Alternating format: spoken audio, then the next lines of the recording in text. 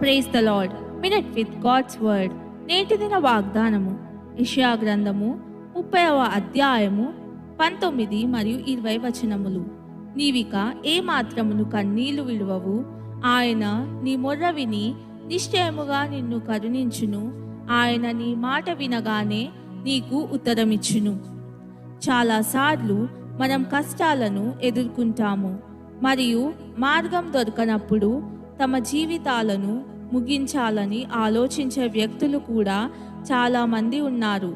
మనుష్యులుగా మనం తరచుగా ఇతరుల నుండి సహాయం కోరుకుంటాము, కానీ కొన్నిసార్లు ఈ లోకంలో ఎక్కడ సహాయం దొరకదు. అయితే మనం పిలిచిన వెంటనే మన వద్దకు వచ్చే వ్యక్తి ఉన్నారు.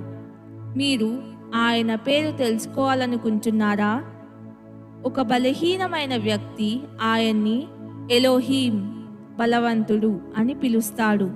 ఒక జబ్బు పడిన వ్యక్తి ఆయన్ని యెహోవా రాఫా, స్వస్థపరిచే ప్రభు అని పిలుస్తాడు. ఒక పేదవాడు ఆయన్ని యెహోవా జీరే, ప్రభువు అందిస్తాడు అని పిలుస్తాడు. ఆయన్ని వెదకండి మరియు ఆయన మీకు చాలిన దేవుడిగా ఉంటాడు. ఆమెన్.